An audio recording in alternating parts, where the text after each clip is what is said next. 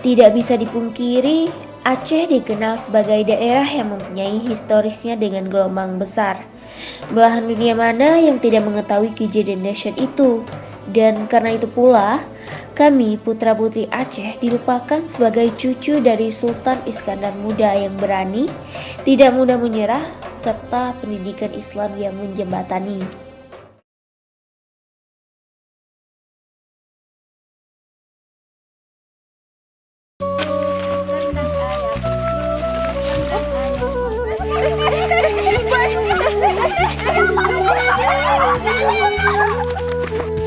Capek kali aku.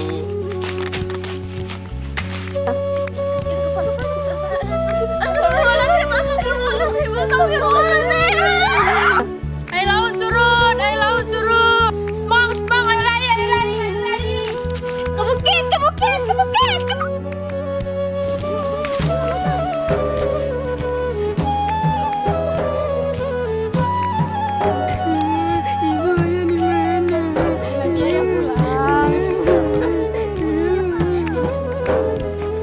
Ayo lari ke bukit.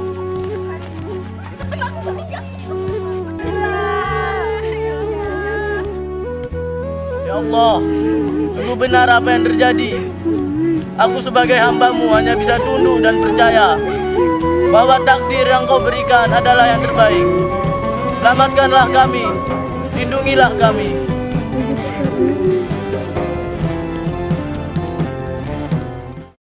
Gempa bumi disertai tsunami dahsyat menerjang Aceh. Saat itu lebih dari 167.000 orang meninggal dan juga hilang. Pada 26 Desember 2004, memicu gelombang tsunami di Samudra Hindia. Musibah itu dianggap sebagai bencana alam terbesar dalam sejarah. Negara terdampak bencana itu diantaranya Indonesia, Thailand, India, dan Sri Lanka. Nodon kisah saboh riwayat, kisah barodat di Aceh Raya. Lam karu Aceh timungan barat ngon barat, di saboh tempat nuno calitra.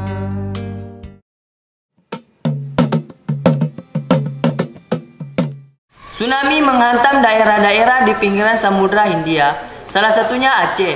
Aceh mencatat korban jiwa terbesar sebanyak 160.000 jiwa.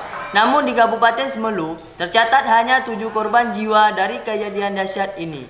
Syair Smong muncul karena para leluhur mereka telah belajar dari tsunami yang melanda daerah mereka pada tahun 1833 dan 1907.